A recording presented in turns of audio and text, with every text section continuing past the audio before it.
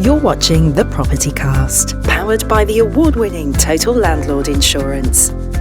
Welcome to the latest edition of The Property Cast.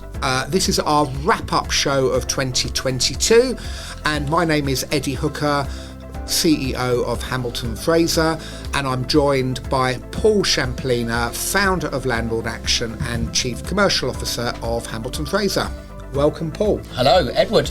It has been a couple of months now. It has, I've missed you. Yes, but we're back. We're back together, Batman and Robin. And I thought we'd re-kick the new property casts off with a fantastic guest today, and that is Nigel Lewis, who is our editor-in-chief of LandlordZONE, which is one of Hamilton Fraser's companies. And Nigel is an award-winning journalist, an editor with a 28-year track record. I keep saying stop mentioning this. You don't look that old. He ain't got grey hair in his head. Not at all. You're currently our editor-in-chief of LandlordZONE. Indeed. We couldn't find anyone better. No, unfortunately, you've had me for 2 years now. Absolutely, you can't get rid of me, so absolutely. Once you're in, you're in. That's the way. But you also do quite a few other editorial jobs for other property magazines. I do. I write for a variety of different organisations, but we won't plug them. We won't plug them. That reflects my experience, because I've written for estate agencies, I've written for landlords, I've written for consumers. Yeah, and LandlordZONE is the most visited landlord-specific property news website in the UK. I think we're fair saying that, aren't we? So, well done. Yeah. It's been pushed us up there. Thank you, COVID. No, thank you. We have a lot to be thankful for. You're watching The Property Cast, powered by the award-winning Total Landlord Insurance. So I'm going to dive straight in, Nigel, because we've only got about half an hour, and we really want to hear your views going forward. What an extraordinary year. I mean, we came out of the pandemic, at the beginning of 2022, and we were all sitting there celebrating, the world was a bright place and the future was rosy, and then we had the extraordinary events that we've all experienced, especially around the economic issues, war in Ukraine leading to distribution issues, inflation on its way up. We had the truss who completely messed it up. Absolutely. For 3 weeks she was there. Obviously. Absolutely, and that mini budget caused interest rates to go through the roof, and obviously we're recording this today, Paul, Nigel, a little bit earlier than we would normally do, because obviously there's a fiscal event next week, and maybe we can touch on that. Yeah. But you'll be hearing this in the beginning of December, so that event will have happened when this goes live. But it all feeds in, doesn't it, to this complete uncertainty, and I think what I'd like to try and do today is explore some of those themes, and especially around the issues which landlords are facing. So I'm going to kick off really, just to ease us in gently. You've been around the property industry for a long time, Nigel. I won't mention the number again for you. I've seen 2 economic slowdowns. Absolutely. What in the last 20 years, what have you observed in the landlord property market, and are there any particular topics and debates that, whatever happens, never seem to get sorted out or resolved? God, that's nice 2 broad ones to kick off. Thank you. Sorry. So I would say so the 2 most memorable economic downturns that I've written through, so to speak, was the dot-com bubble and consequent economic downturn in the early noughties, let's call them. And because I started writing before Rightmove was set up. That's how old I am. And the other downturn was obviously the global financial crisis. Yeah. So it's on both occasions, I do remember for a good 6 months or longer, everyone, be it experts, be it journalists, be it the general public, be it landlords, estate agents, letting agents, whoever, were all very, very worried. There was doom and gloom. I always remember that, and particularly around the financial crisis, which was scared the pants off everyone. Yes. If I remember. I remember residential developments stopping. Absolutely. There was one in Croydon, famous one in Croydon, Yeah. and it just stopped mid-construction, and it didn't start for another 6 years. But do you think on that the property market is it's one of those barometers that when negativity comes into the market, it is the first sector really to go bang, stop? Asking prices and asking rents, yes, because of the lack of liquidity in the property market, i.e. it takes 14 to 28 weeks to sell a property. It takes a couple of weeks to rent a property. It's not like selling biscuits in a supermarket where you see an immediate downturn because people go, I'm not buying biscuits any longer because I've got less. But Nigel, aren't we in a completely unprecedented environment when it comes to housing trends? Because if you think about where we're at now, we have a chronic housing shortage. Yes. We've got rents going through the roof. Yes. You've got landlords exiting the market, the smaller landlords. You've got funds that want to come in. You've got the lowest unemployment since 1976. So, and you've written through it. I mean, I can't see there being any type of crash whatsoever. No. I think there'd be a correction 10, 15%. I mean, what do you think? I think that if you look back, it's always the property markets which are not highly in demand which see the biggest crashes. Correct. Because they're the most sketchy and the most high risk and the most least in demand from tenants or home property buyers or landlords. But the property markets which are in demand, which are in popular areas, which are close to transport links, which have nice stock, which are in cities which are doing well financially, and so on, tend to do okay. I mean, they might see a drop, but it's not going to be more than a couple of percent. I think, the prime areas of London and Bristol, Manchester, Birmingham, during COVID, yes, there was a 3 to 6 months period where you saw 2, 3, 4, sometimes even 10% drops, but they all made it back again. That's just because people had to drop their asking prices or their rents to find buyers or tenants, and that for that period. Yeah, but don't forget you had the stamp duty concession in the and then you had stamp duty, which made it all go completely bananas, and we've got that again. Yeah, that's right. So interest rates. Where do you feel we are going to land? I'm not a quasi-quasi. Come on, stop sitting on the fence, Nigel. You're a journalist.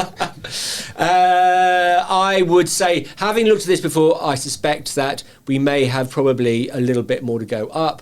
But I think that if you look at all the economists, all the stuff they're sending out at the moment, they're saying that that bubble is starting to arch back over into going down again, because all of the other drivers outside of the property market, like transport costs, food costs, are starting to go down again because it's sort of settling down in Ukraine.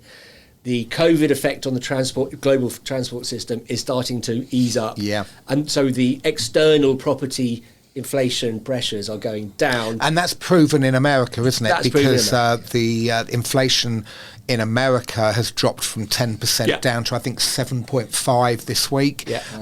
And that's after the Fed made some particularly strong statements with their interest rate mechanisms. Yes. We've got some unusual situations here. One, I don't want to get into Brexit, but one is that we are in a transition period in Brexit, whichever way you look at it, and that is probably going to slow down the rate at which our inflation goes down. But there are other things as well, and one is it's very hard to find anyone to do anything in the job market now.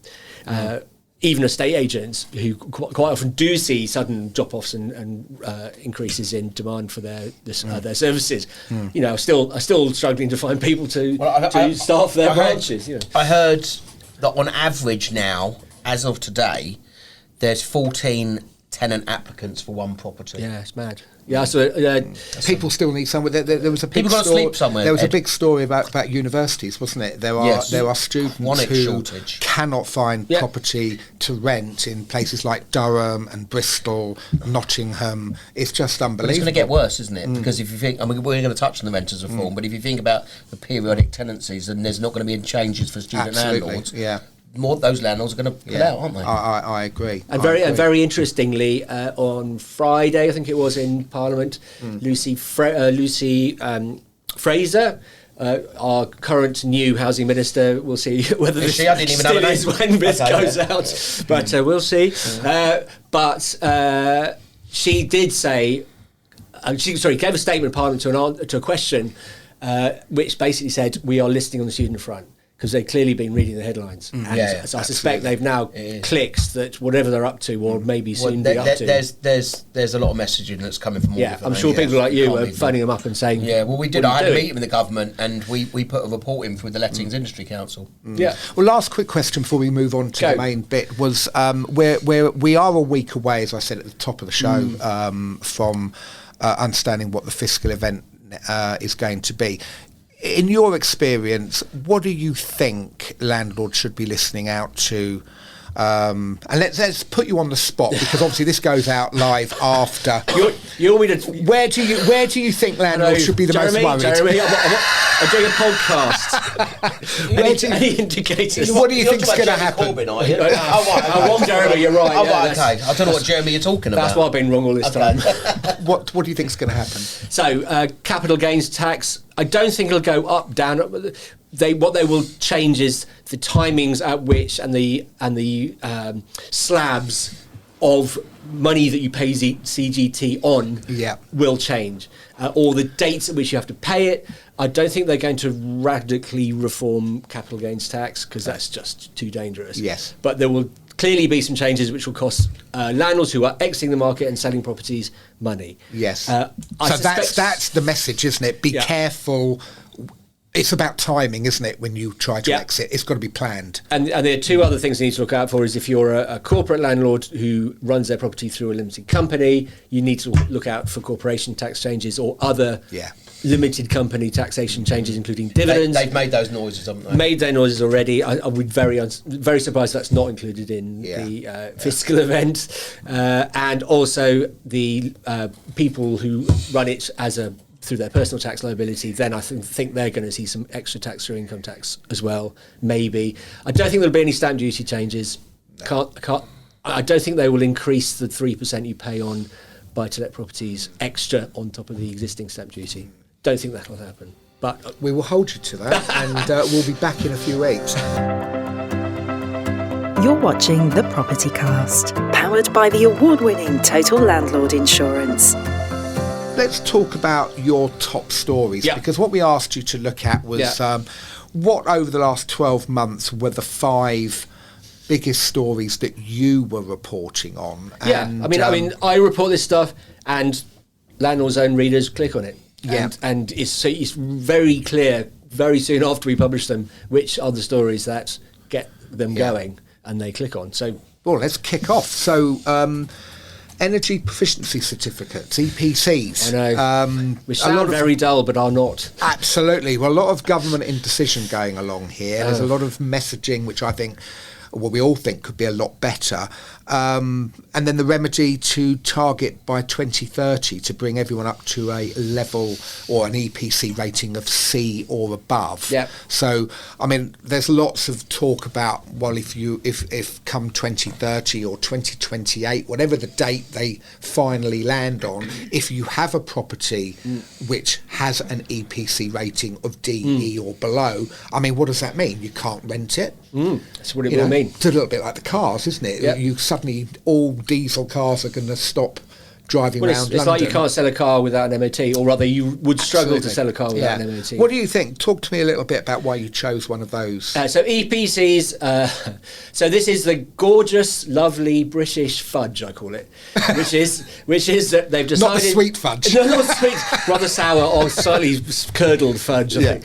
But which is that the government have committed to the 2050 net zero promise. Part of that has got to be properties, both homeowners and landlords and everything, and commercial as well.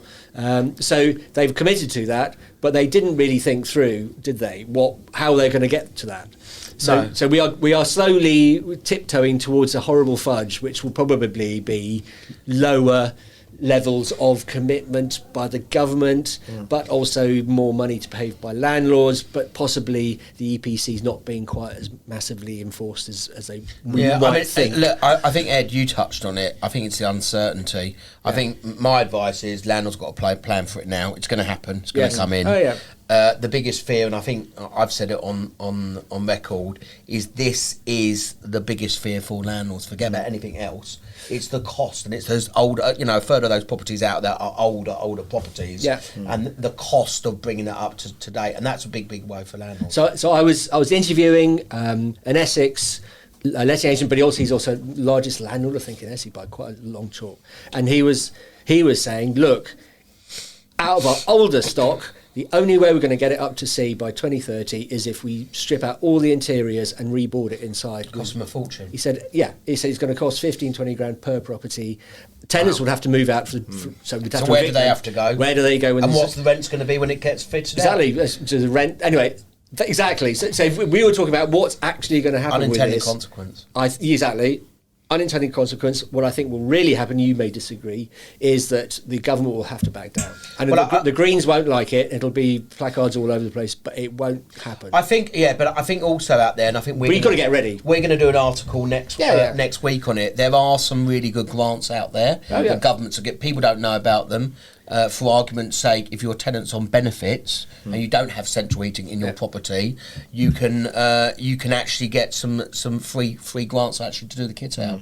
I think eventually they'll have a system whereby they'll go, older properties which are really a struggle to get up to a C will be given longer to do it, or they're given exemptions, or they give exemptions, and the ones in the middle which are perfectly doable, don't cost that much, you won't have any excuses, you will have to pay for it. They will be forced to do something, Ed, purely because of the stock limitation. It's just you can't upgrade. You can't upgrade. What is it? I don't know. 23 million homes in how many years have we got? Well, if you think about in the northeast, if you think about a property in County Durham, for argument's sake, you might have a benefit tenants paying the best part of £5,000 a year in benefits. You've got a really old 1910, 1920s property, and you've got to kit it out. It's going to cost you the best part of 10 to 15 grand, and you're a landlord with 2-3 properties. And the property's probably only worth 80 grand. Is this going to happen? So it'll happen, but it'll happen in the best way possible, which is that the politicians trying to push this through, who are doing it for good reasons, which is we need to have a greener. It'll be watered down. It'll be watered down, and I think there'll be exemptions because there's no other way of doing it. The only other way is for either landlords to go in their back pockets, unlikely to happen in many areas of the UK, or the government goes in their pockets. Under the current circumstances, even less likely to happen. But my worry is the exodus. That's my worry. You're watching The Property Cast, powered by the award-winning Total Landlord Insurance. Stock is reducing. Yeah. As some landlords quit the sector. I mean, I use the word some loosely. You feel it's quite a lot, Paul. And of course, Airbnb and other tenures, I mean, holiday homes and that sort of thing are starting to become more dominant. When you talk about stock, what are people saying to you about stock? So it's very regionalised.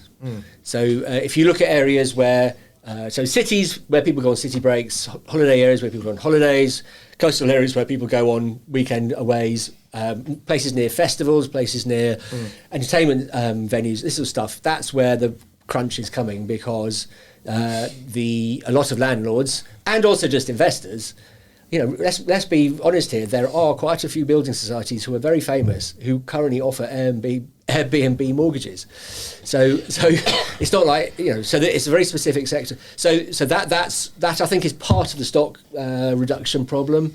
The other is that a lot of landlords who might have been quitting in 2 years are going, I'm going to quit now. Early. Yeah. I don't think any landlord is going to go, you know what, I've got a nice business, but I'm going to leave it. But I think there are a lot who are going to go, I'm retaring, or I'm going to move abroad, or I'm going to give it all to they're reevaluating because it's different than what it was 10, 15 years But is this not an opportunity for landlords as well? Well, rents are all sky high. That's what I'm saying. And if a landlord is looking to quit, it's an opportunity for another landlord to come in with a tenant already in place, or a property that is relatively up to standard in order to rent. Well, and ironically, the figures out this week were saying that there's been a collapse in first-time buyers. Yeah. Well, So the guess what? They're mortgage not- rates are being pulled. Yeah. Well, look, exactly. let's try and get the elephant in the room out there. It is the first time buyer market that all of this economic turmoil is going to hurt the most. Yeah. And it's horrible to say it, but that is it. Yeah. The statistics out there is that outside of first time buyers, half the population that own a home own it almost outright or with a very small mortgage outstanding. It's jumping onto that bandwagon, which is people. Yeah, but on that stat, Ed, and the England Housing Survey came out. So 45% of renters out there don't have any savings at all. I understand and that. only 10% can afford a 95% mortgage. Well, where are you going to get a 95% mortgage? Not now. Exactly. Not now. Yeah. So unless you've got rich parents. So, I mean, what is the future then? I mean, is there? We bandy stats round as property experts. Can we call ourselves? And they're dangerous stats to be banding around. Is there any evidence out there that we can actually point people to say yes, property stock is dropping? Yes, landlords are exiting. Well, I've got one stat. Where do you get your information? I get it everywhere. I speak to people. Like the English Nigel. Housing Survey. I do my own surveys, as you know, from Hamilton Fraser, Landlord Action.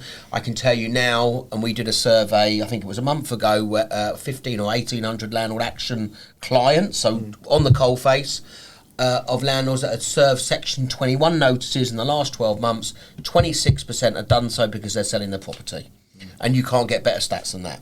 And they're people that have actually instructed Landlord Action to get their property back. And the RICS, sorry, you asked guys, RICS has also recently come out with data which clearly shows there are landlords leaving the market. I mean, anyone I speak to, I think that we talk to institutions, and we were at this corporate meeting last week in our office, weren't we? And we had 20 corporate landlords in the office, didn't we? They had 7,000 properties between them. Yeah, something ridiculous. And they've all got the appetite, or they all want to buy more.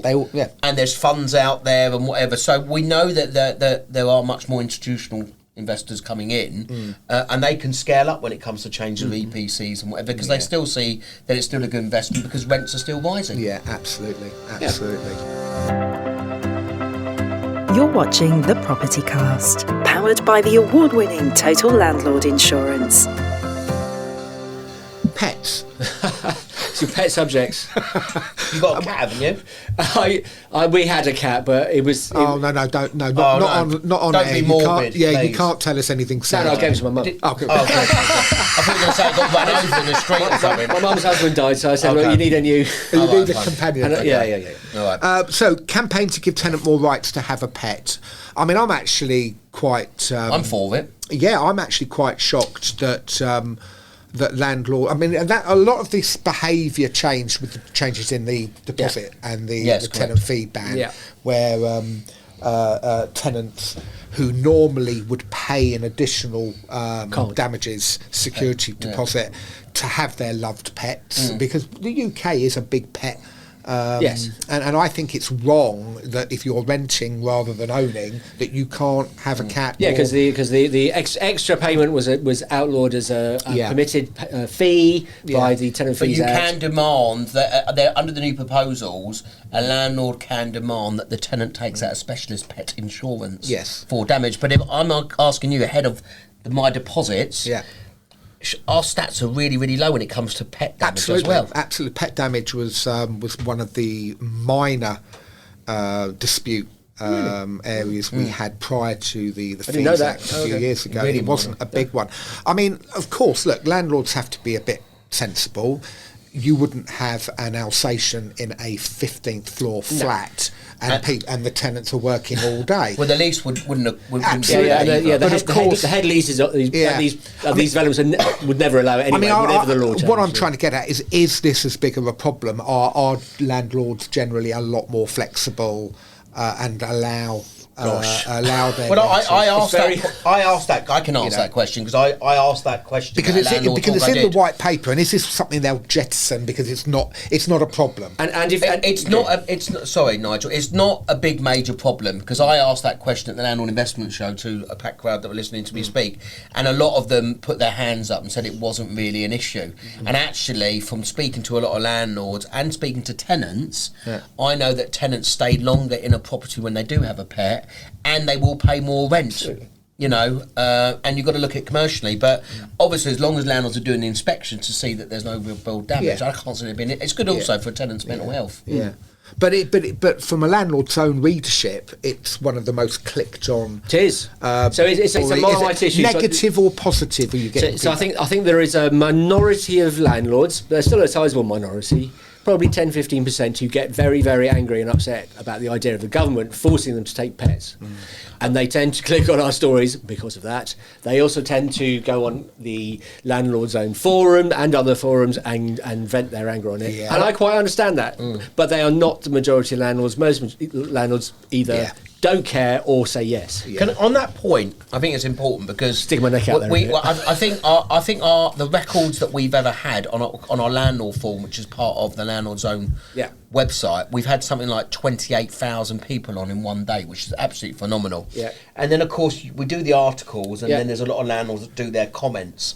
I think a lot of the time it's just therapy, isn't it? Where landlords just vent off or not. But yeah, that's what forums are for. It's for venting, and it's also for talking about things with fellow travellers in your sector. And sometimes it kicks off as arguments. But and the pets one tends to push that forward.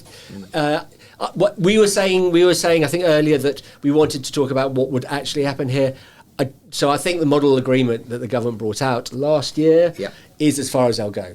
I don't think we're going to go into the land of forcing landlords to take pets. I think the hardest thing is the government came up with a model tenancy agreement. Yeah. If you think about how many tenancy agreements out there, there's thousands and thousands. To actually get someone to use the same tenancy agreement as a model, it would never work. Back to enforcement. Yeah. How do you? And there's a lovely lady called Jen Berizai who leads a campaign on this. We've been supporting her because I think she's got some valid points to make.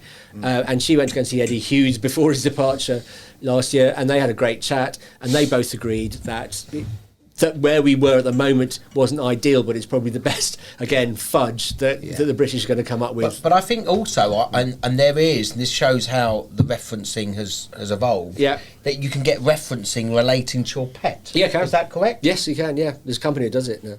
And you can get a pass, which basically says this pet's lovely. This dog is lovely, and it doesn't smell any. And I wonder if it equate to normal tenant referencing, where there's fake tenant referencing. They could say, we got a great pet, it was actually a chihuahua, but end up being a crocodile or something.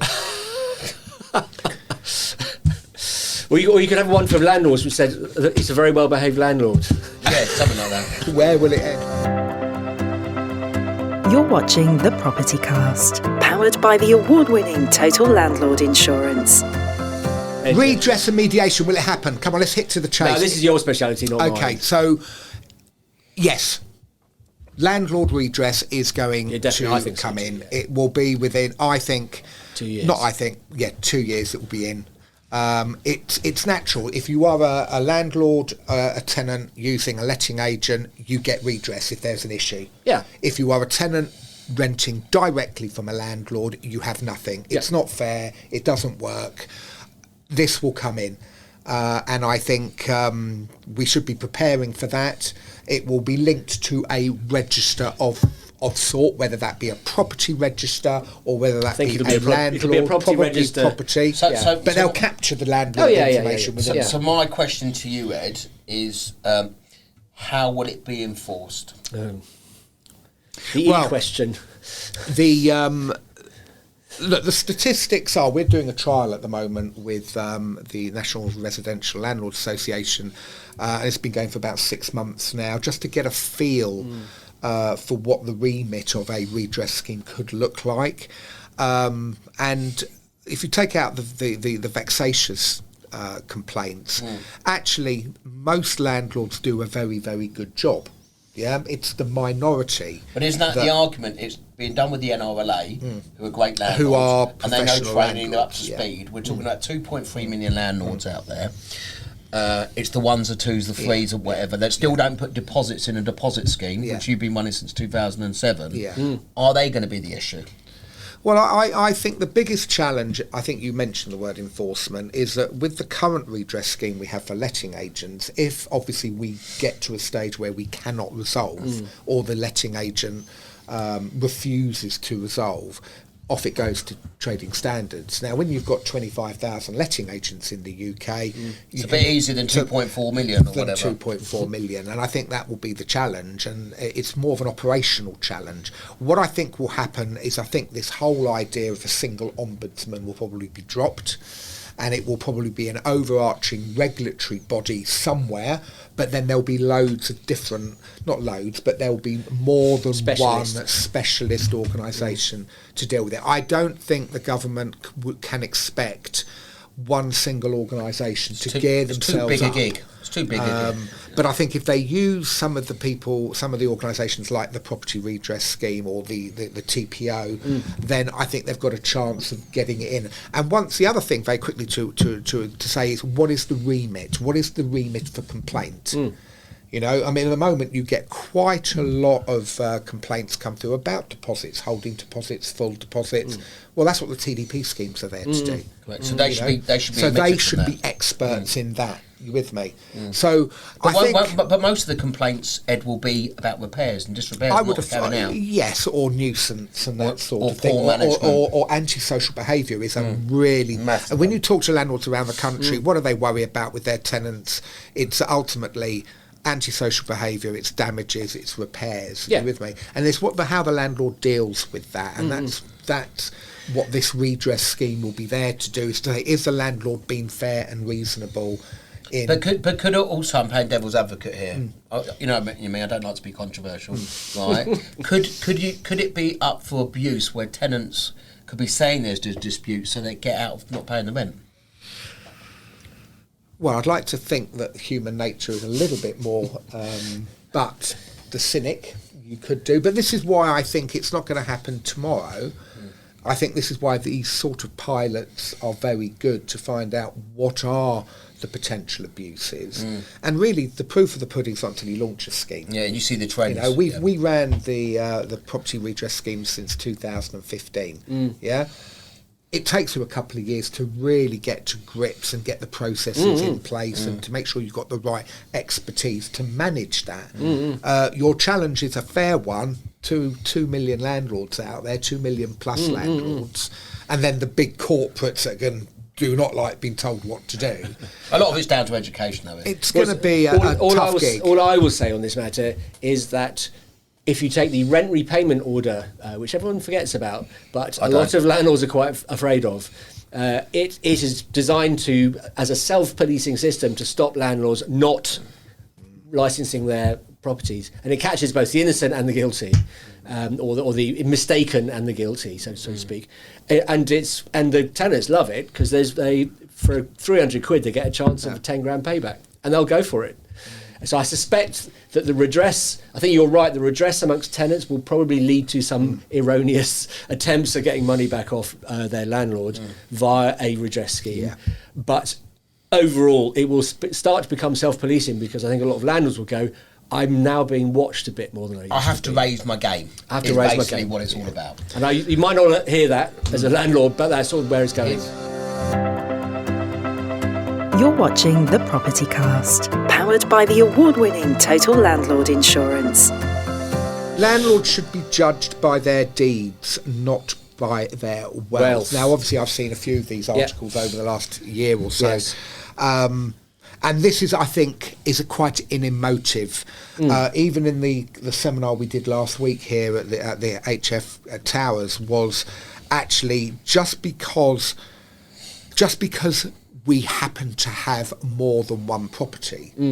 Does that necessarily mean that we are wealthy, greedy individuals?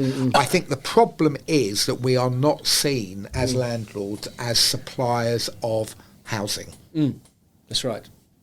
We're seen as profiteers. Well, landlords are seen as profiteers of a system of capitalism, let's call it. Why should you have two when I haven't even got one? Yeah. Why should you be making a profit? Absolutely. So I agree. And this is that article in particular was one landlord saying we could help improve the profile of landlords by saying it's not about the wealth, it's about how good we are as a landlord. Absolutely. The wealth then follows, and if you're a good landlord, all the tenants don't mind that you're making money out of them, because you're providing a good housing service. Yes. Yeah. But it's going to take a while to get to that position. But big old job. Yeah. Well, there were 5 top articles. I hope everyone found that a little bit interesting. I will put a caveat on all of this. This is coming from the readership. Yeah. These are the top articles. Yeah. Now, of course, the market is in turmoil at the moment. There's a lot of. We've had however many housing ministers. We've had however many U-turns and white papers on this sector for some time. And I think what people say to me is, look, we listen to your podcast, we listen to your education and your advice, but we want to know what's happening. And I think the difficulty we all find is that there are so many U-turns. I mean, the number of stories that are coming out at the moment, Nigel, across all of your publications, I mean, it's very difficult to navigate what is reality, what is going to happen, and what's not going to happen. It is, and certainly one of my parting words would be that, or shots would be that when change comes, it never happens quite as fast as everyone thinks it's going to happen. Yeah. Affecting change in a democracy on the level at which we are currently facing, both within property market and elsewhere, never happens just like next day suddenly you've got X, Y, and Z to change. You have to have a consensus. And I suspect this podcast is part of forming that consensus. You know, people watching this, listening to this, may not agree with us, but at least we're here discussing it together. Absolutely. I've got one last question, really. Well, Paul, over to you for the last question.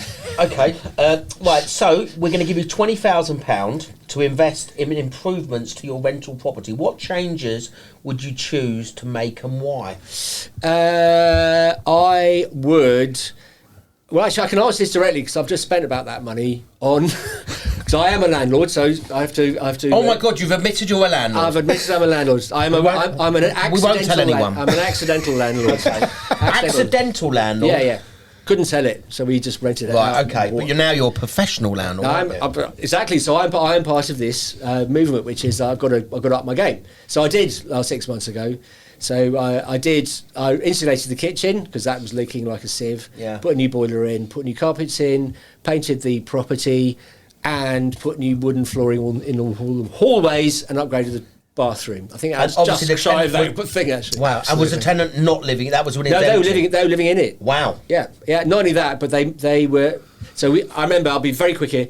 I remember COVID hit. The old tenant said we're going. And they said, we don't care about the contract, we're just going to go back to mummy and daddy because they were just arrived in their first jobbers. Yeah. Went back to their Gloucester piles. Bless them. We said, okay, never mind, whatever. Yeah. Got these new tenants in, lovely tenants, couple, rented a flat which is normally for three young people, and they've stayed. And so I said, well, as a thank you to them, I'm going to upgrade the property because why not? But I don't read that lovely, great story on LandlordZONE. Why not? You sound like a great landlord. Yeah, clearly I've had to sign a non-disclosure clause with them. But it's funny actually because we did loads of work, didn't we? Yeah. We worked closely on editorial for LandlordZONE, and we set up a section during COVID called Landlord Hero. Yeah, and we were reporting all the great things that you were doing. So I decided to get some engagement on Twitter. And I got some very horrible tweets back for some tenant organisations because they didn't want to hear about good landlord stories and rent-free periods and doing shopping. We had some amazing stories, didn't we? We did, yes, we did. We tried to scoop some ice cream of loveliness out of what was a horrible situation. I know. Is the phrase I would use. But it half melted in our hands. Well, there's 20 grand given and spent. It's spent in the last 5 minutes. So thank you, Nigel. What an absolute pleasure. Thank you, Nigel. Thank you for having me on. Here's to a good year for LandlordZONE in 2023. That's www.landlordzone.co.uk. It is. If you are not a subscriber, please subscribe. It is a fantastic resource. And it's free. And it's free. At the moment. Get in before we start charging for it. If you're also a total landlord policy holder, please go to www.totallandlord.co.uk. Well done. And there we've got a Landlord Knowledge Centre. So it's a brand new website and it will all be on there, and there's lots of great articles and content that, to follow on from Nigel and Paul, makes you better landlords, because that's what I think the theme for 2023 should be. How do we show and prove and shout about that landlords are not the people? And we're on the road to being professional landlords. Absolutely. And then you've got all the other brands, which will be in the links below, and all of those other great resources that we provide. Thank you for listening. Thank you again, Nigel. Paul, Pleasure, as always. looking Thank you. forward to some great guests for 2023. Have a wonderful Christmas, and we will see you in the new year. You've been watching the Property Cast, powered by the award-winning Total Landlord Insurance. For more, please visit totallandlordinsurance.co.uk.